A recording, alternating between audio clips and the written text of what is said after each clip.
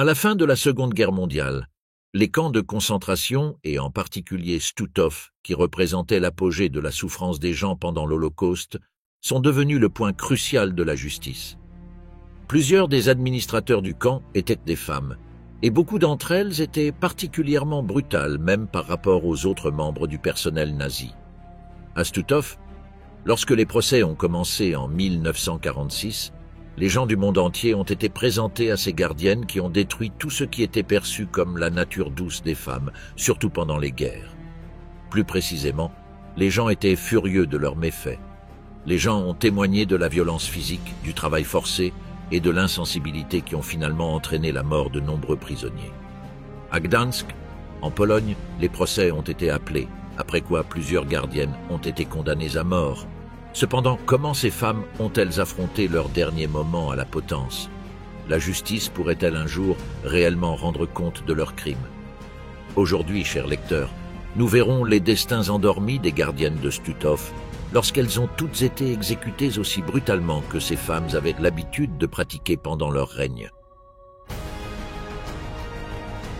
Profil des accusés, révéler les vies derrière les accusations.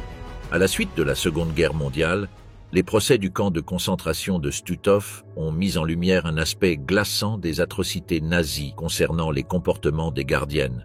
Ces femmes, qui ont été nommées pour superviser les prisonniers, y compris les enfants, dans l'un des ghettos, sont devenues des symboles des principaux idéaux moraux des nazis.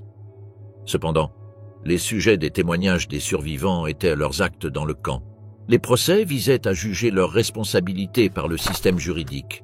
Les gardiennes accusées dans le camp de Stutthof étaient de différents âges, venaient de milieux différents et avaient des personnalités différentes. De plus, parmi elles se trouvaient des dames élégantes comme Jenny Wanda Bachmann, appelée « beauté de Stutthof », dont l'impassibilité froide pendant le procès était troublante. De nombreux survivants de sa colère ont témoigné que Bachmann méritait pleinement l'épithète de femme sadique, mais aucun d'eux n'a mentionné qu'elle était jeune et belle. Son comportement au tribunal, insolent et apathique, a prolongé son infamie et a contribué à sa condamnation rapide à mort. Une autre gardienne, Elizabeth Becker, s'est défendue en affirmant qu'elle avait été forcée de rendre ce service. Cependant, sa déclaration a trouvé une certaine faveur auprès des gens mais n'a pas pu l'exonérer du crime qu'elle a commis. Pendant le procès, elle semblait anxieuse et n'a pas pu changer l'avis des juges. Alors ils l'ont condamnée pour avoir aidé à tourmenter de nombreux prisonniers. En regardant l'assemblée morale de la complicité et de la culpabilité dans les zones grises, l'hésitation de Becker à être responsable est devenue quelque chose sur lequel se concentrer. Wanda Klaff avait également rejoint le camp après avoir vécu une vie autrement sans histoire en tant que femme au foyer. Parfois, elle semblait nerveuse mais a défié le juge en disant qu'elle ne faisait que suivre les ordres. C'était une transformation de rôle, ou comment tout citoyen pouvait être converti en outil de tyrannie et d'inhumanité dans le monde nazi.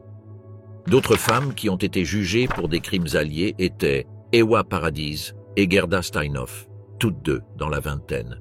Le mot utilisé pour les décrire était stoïque et résolu alors qu'elles assistaient au procès, paraissant impassibles même lorsque des témoignages accablants révélaient leur implication. Steinhoff, une jeune mère qui a pris le poste de surveillante, semblait visiblement nerveuse, et ses efforts pour transférer la culpabilité ont été jugés non pertinents.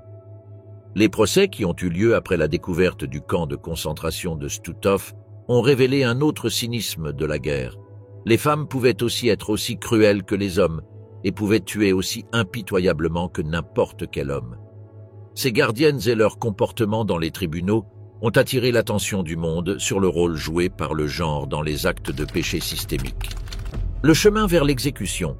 Un voyage à travers la justice et les conséquences. Lorsque les détails de l'Holocauste ont émergé, il y a eu un énorme tollé public et une pression conséquente pour s'assurer que certains individus ayant perpétré de tels actes soient punis au maximum. Pour de nombreuses personnes, les procès qui ont eu lieu dans la ville de Gdańsk, en Pologne, ont transmis non seulement la justice pour les victimes, mais aussi la justice pour ceux qui, étant des citoyens ordinaires, sont devenus impliqués dans le génocide. Les procès, mieux connus sous le nom de procès de Stutthof, ont eu lieu en 1946, où les juges, procureurs et témoins importants ont tout vu du camp, de son personnel et des gardiennes, Les avocats passant par les procédures internationales après la guerre se sont concentrés sur l'ouverture et la justice, même si les cas étaient émotionnels. Les survivants et les témoins ont parlé des rôles prouvables des gardes qui ont contribué à la douleur et à la mort des prisonniers. Tous les accusés ont été autorisés à se défendre, mais tous les arguments de la défense, aussi variés que la coercition et l'ignorance, ont été rejetés en raison de preuves accablantes. En ce qui concerne les gardes condamnés, les verdicts étaient relativement sans équivoque et concluants. Gerda Steinhoff, Wanda Klaff, Elizabeth Baker, Ewa Paradis et Jenny Wanda Bachmann faisaient partie de ceux qui ont été pendus pour les péchés de crimes contre l'humanité. Ils faisaient partie d'un génocide collectif et par conséquent ne pouvaient échapper à la culpabilité. Lorsque les peines ont été prononcées, les préparatifs des exécutions ont eu lieu. Les exécutions ont été effectuées le 4 juillet 1946 à Biskupia Gorka, située à Gdańsk. Ces décisions et leur exécution en public ont été prises délibérément, visant à la fois à punir et à dissuader de futurs actes de génocide. La structure des potences, construite sur la petite colline devant la ville, montrait que la sentence reçue était méritée. Les gardes condamnés sont restés emprisonnés en isolement pendant des jours, menant aux exécutions. Les gardes ont rapporté des réactions variées parmi les condamnés. Par exemple, Bachmann semblait indifférente, comme si cela ne lui importait pas, mais Baker et Steinhoff semblaient effrayées et anxieuses. Aucune d'entre elles n'a jamais présenté des excuses publiques ni montré un semblant de contrition, deux facteurs qui les ont éloignées de toute chance de sympathie du public.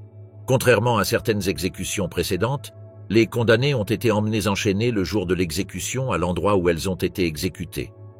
Les gens assemblés formant une procession restaient immobiles, ce qui est probablement indicatif du traumatisme du peuple polonais et de son aspiration à la justice. La procédure était très efficace et systématique. Chaque prisonnière a été emmenée à la potence et l'exécution a été menée sans aucune hésitation. Le voyage et le processus vers la potence étaient autant un cours juridique que symbolique de la justice. Il renforçait le concept de responsabilité personnelle pour les atrocités de masse, indépendamment de la fonction ou de la position hiérarchique du perpétrateur dans le pays.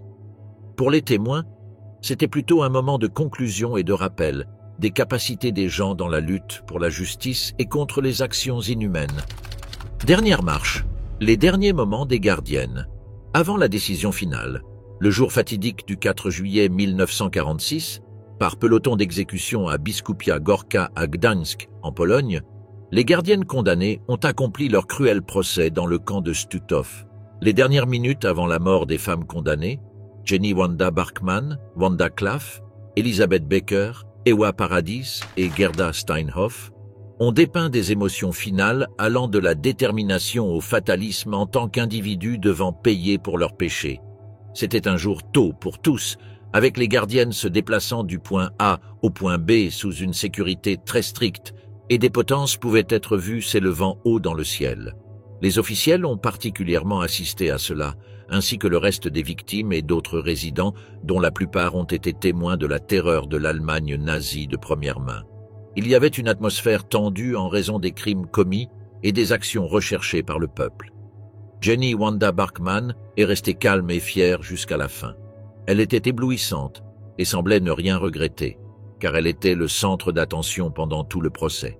Lorsqu'elle montait à la potence, elle ne souriait ni ne pleurait. Elle ne disait rien pendant que la corde était placée autour de son cou. Son caractère distant a également été rappelé par les témoins, dont la plupart étaient convaincus par son manque de préoccupation pour la souffrance qu'elle infligeait aux autres. Wanda Klaff, la procureure dont le comportement dans le camp était plutôt inhumain, montrait des signes de nervosité pendant les dernières secondes de sa vie. Sans surprise, Klaff ne s'est pas bien pendue, ayant la vie pressée hors d'elle comme une lâche, et l'audace antérieure semblait vaciller alors qu'elle était conduite à la potence. Selon les archives, elle a prononcé une prière à peine audible avant que le bourreau n'accomplisse sa tâche. Avec l'apparence physique qui a poussé les survivants de la cruauté à la qualifier de femme anxieuse, l'humeur qui est ressortie dans la foule était une petite quantité de sympathie et de dégoût. La plus jeune de l'équipage était Elizabeth Baker. Elle n'avait que 23 ans, mais elle semblait plus effrayée que le reste du groupe lorsqu'elle a été exécutée. Pendant le procès, Elle a cherché à rejeter la responsabilité, alléguant qu'elle avait été forcée, mais ces raisons n'ont pas convaincu. Baker est restée silencieuse sur l'échafaud, pleurant, mais sans dire un mot.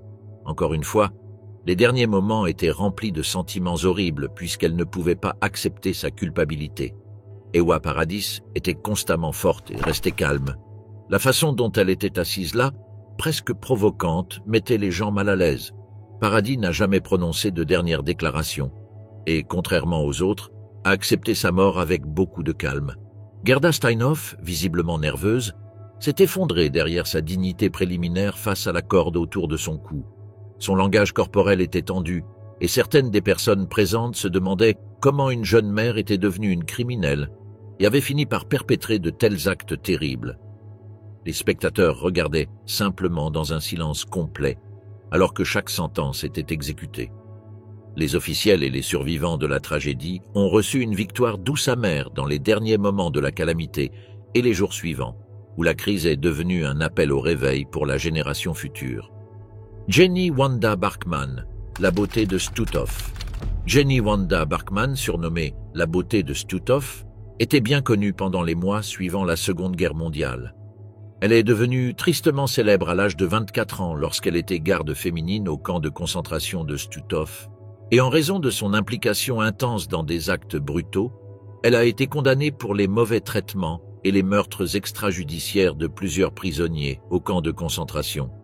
En particulier, Bachmann semblait froide, sans émotion, sans remords, et tellement jeune qu'un témoin qui a vu sa photo pouvait à peine croire qu'elle était impliquée dans un crime aussi horrible. En 1946, son comportement pendant le procès a fait en sorte que le public la voit comme un symbole du mal sous la forme d'une belle femme. Quant à Bachmann, la peine pour ses actions était due le 4 juillet 1946. Elle, ainsi que 10 autres membres du personnel du camp de Stutthof, dont 4 gardes féminines, ont été pendus à mort. Les exécutions devaient avoir lieu à Biskupia Gorka, située à Gdańsk, une ville de Pologne. Le fait que ces exécutions devaient être publiques n'était pas accidentel. Les gens voulaient le voir comme une justice pour les torts qui leur avaient été faits. Pendant la guerre, il fallait montrer à l'ennemi qu'il devait payer le prix. Biskupia Gorka est devenu plutôt tendu le matin de l'exécution. Les gens s'étaient rassemblés en grand nombre, s'attendant à ce que ceux qui avaient commis de tels actes barbares obtiennent ce qu'ils méritaient. Lorsque Bachmann a été traîné à la potence, les gens ont observé son comportement composé. Cependant, contrairement à d'autres participants qui criaient, pleuraient ou demandaient la clémence pendant les procès, elle serait froide.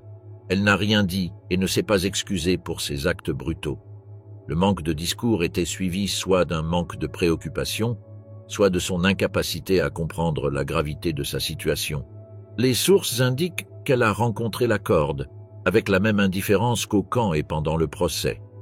Ce furent des exécutions bien planifiées dans lesquelles les individus ont été pendus l'un après l'autre.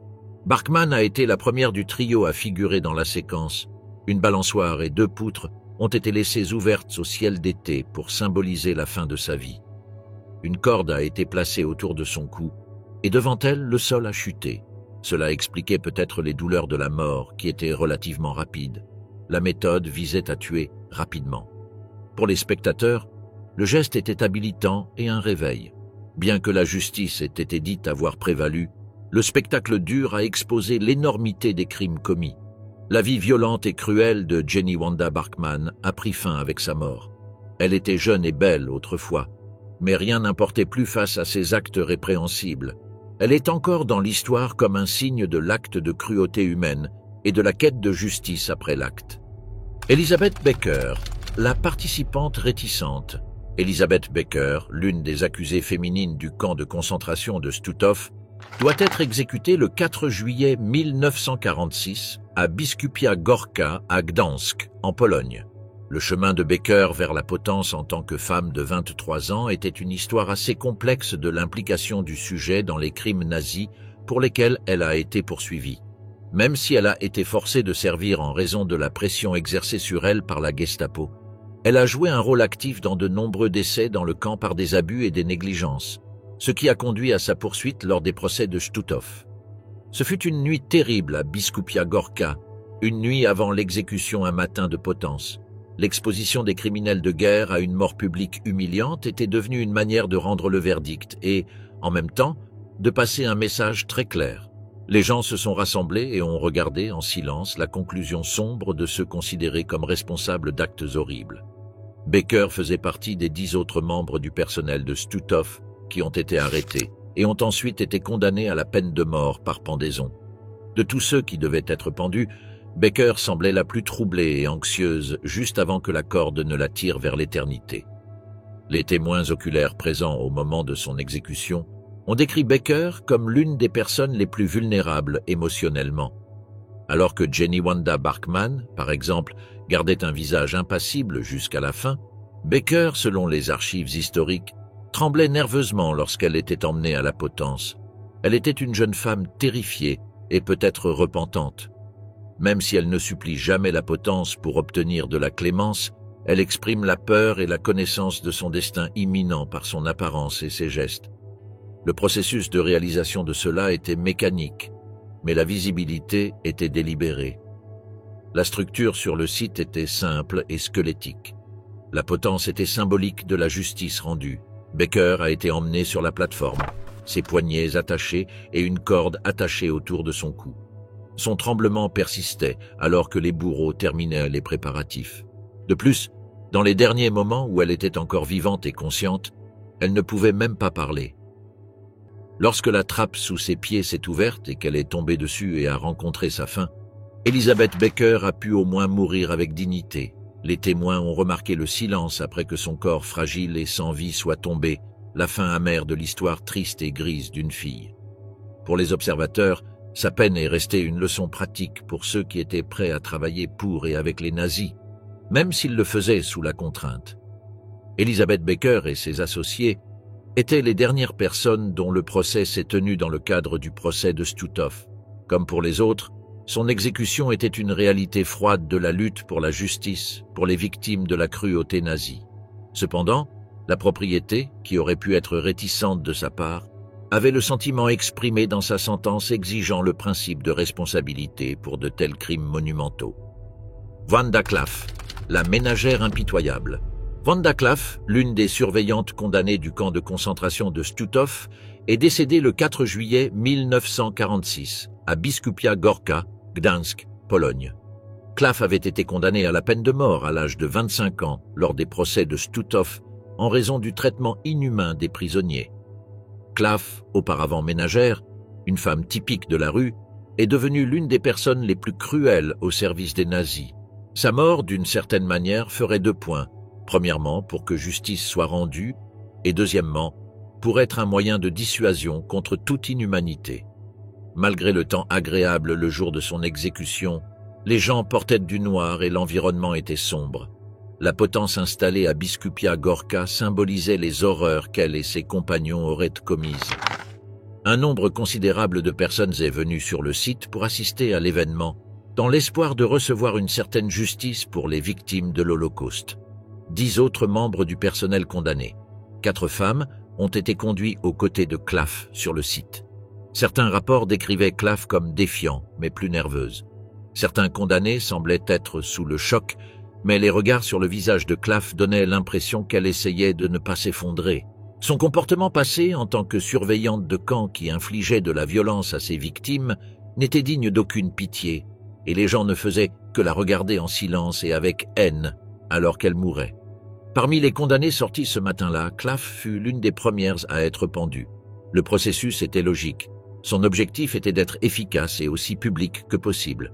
Elle a été menottée et emmenée à la potence, où le bourreau a serré la corde devant elle. Malgré les efforts pour montrer du calme, elle était terrifiée, comme le montraient les mouvements corporels tendus observés par les témoins. Calme, avant que la trappe ne se referme sur sa tête, Klaff n'a rien dit. Elle n'a fait aucune déclaration finale ni excuse, mais ses postures et ses actions en disaient long. Lorsqu'elle a marché sur la trappe, l'exécution a été rapide. Elle a été rapide. C'était l'essence de la méthode choisie. Les spectateurs regardèrent son corps se balancer, un signe révélateur de l'un des échecs de la justice pour toutes les souffrances qu'elle a causées à tant de vies innocentes. Dans le cas de Wanda Klaff, comme pour les autres, Elle a été tuée pour punir la femme en tant que personne, mais aussi en tant que figure publique ou symbole. L'ancienne simple ménagère, qui s'est transformée en une maîtresse cruelle et dominante sur ses subordonnés, a servi d'exemple de victime coupable du système nazi.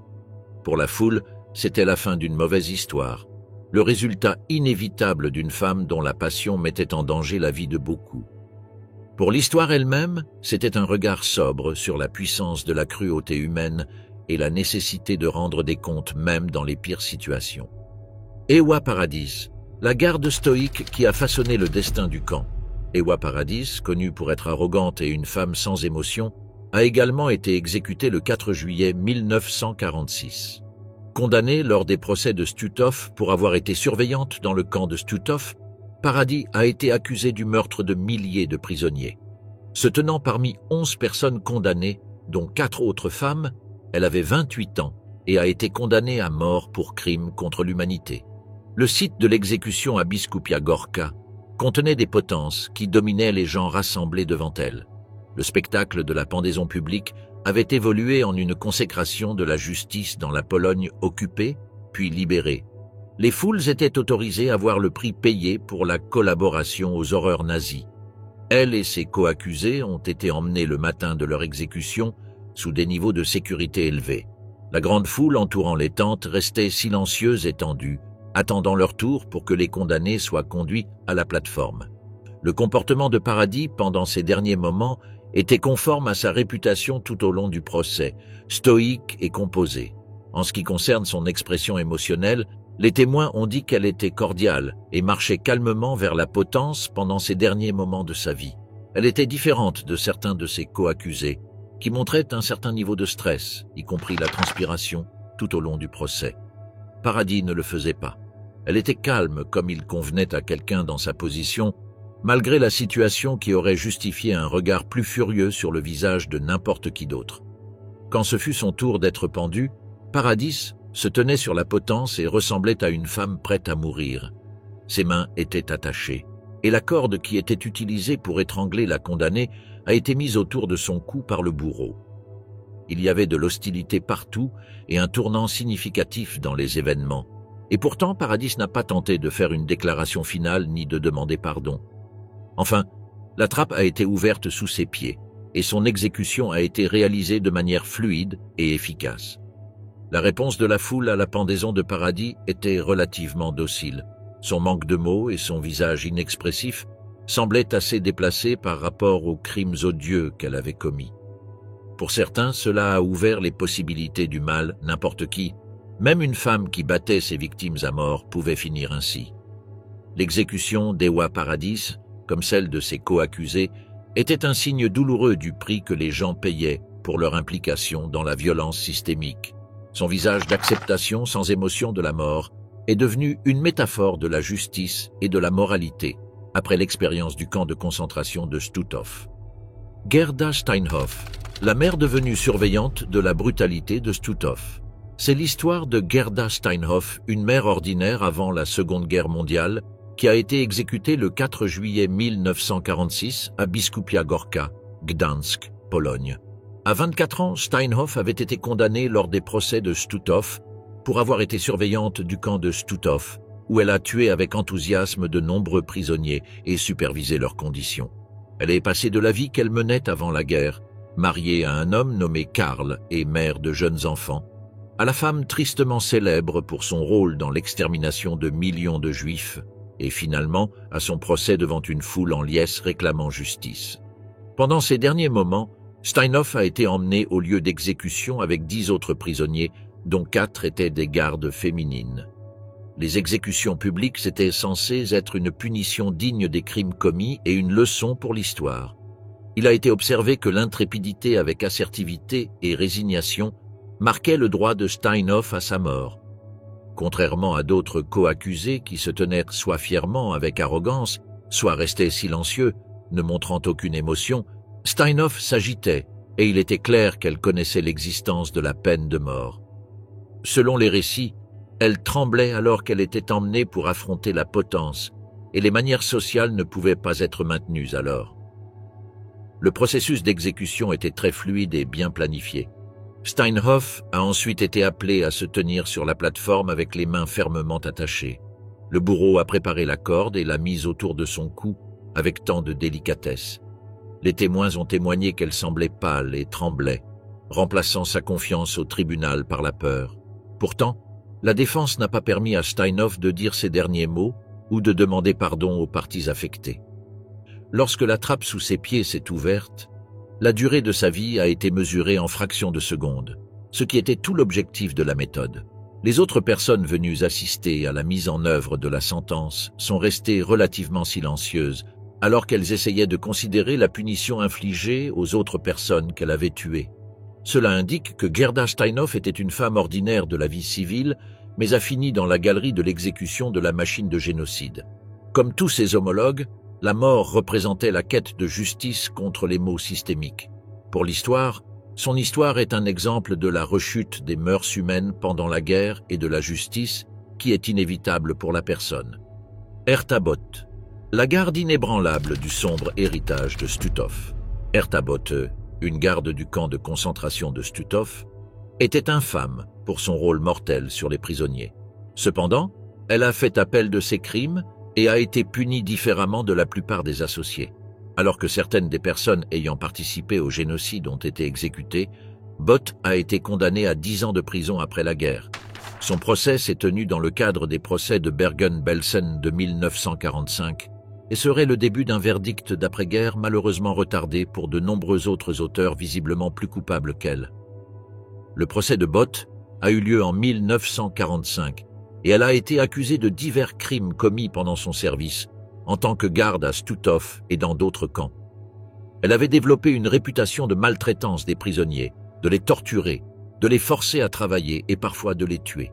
Both était connue pour être particulièrement cruelle, et les personnes ayant survécu à son régime la décrivaient comme insensible et sans compassion.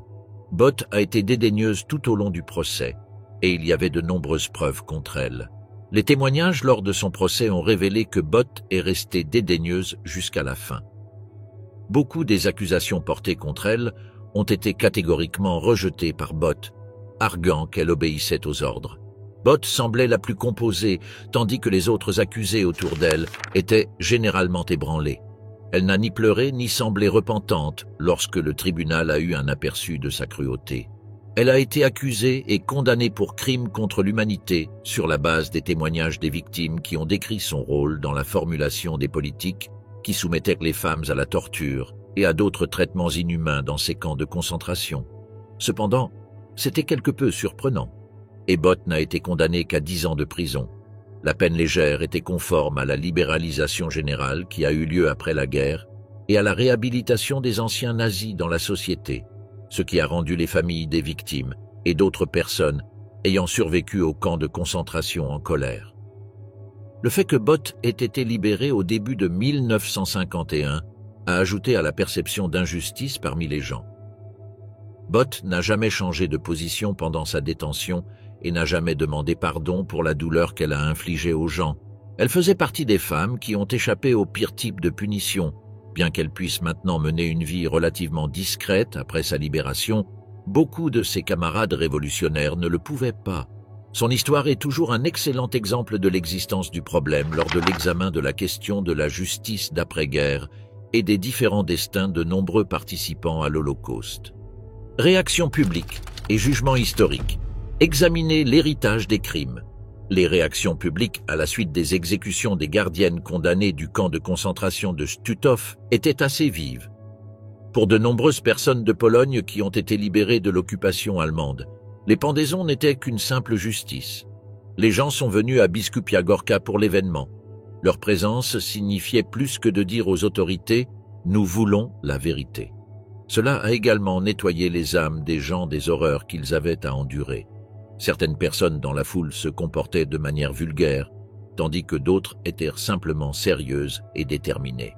Certains survivants et habitants locaux qui avaient été témoins de la manière dont les gardiennes traitaient les détenus étaient heureux que les criminels soient punis. Ainsi, les exécutions n'étaient pas seulement une punition pour les auteurs, mais représentaient également un geste symbolique des gens honorant les victimes. Certains ont estimé que le caractère public des pendaisons était nécessaire, comme une forme de honte publique pour montrer aux coupables que la justice pouvait prévaloir. Cependant, de manière quelque peu surprenante, les exécutions publiques ont également fait face à des critiques. Les critiques ont soulevé de nouvelles préoccupations concernant les exécutions publiques en délibérant sur la façon dont elles transformeraient la justice en rétribution. Certaines critiques ont soulevé des préoccupations concernant les effets psychologiques de tout événement de ce type sur les personnes qui regardaient, en particulier les enfants qui faisaient également partie du public. Depuis lors, l'histoire a essayé de débattre de la nécessité et de la correction des exécutions. Les défenseurs rappellent que les procès et leurs résultats sous forme de punition constituaient un élément essentiel de la justice d'après-guerre, visant à exposer et à identifier les auteurs de l'Holocauste et à les faire payer le prix, indépendamment de leur statut de genre ou de leur rang. Il était également assez évident que seules des gardiennes étaient jugées. Elles jouaient contre les conceptions stéréotypées du rôle des femmes dans la guerre et soulignaient que personne n'est tout-puissant et à l'abri de la punition. D'autre part, certains historiens ont accusé les autorités d'exagération lors des exécutions, notamment dans le cas d'Elizabeth Baker et Wanda Claff, qui avaient été forcées à cela et étaient relativement jeunes lorsqu'elles ont été poursuivies. Au lieu de tourner plus d'attention vers les délinquants isolés, affirme-t-il, les études auraient dû englober davantage les conditions qui rendent de tels crimes possibles. Conclusion. Après la Seconde Guerre mondiale, les exécutions des gardiennes des camps de concentration de Stutthof étaient censées symboliser la responsabilité des crimes contre l'humanité. Ces personnes ordinaires étaient devenues des auteurs et incarnaient la cruauté, autrement appelée moralité. Elles poursuivaient une forme de justice mineure et une clôture ultime qu'elles cherchaient pour les victimes et les survivants.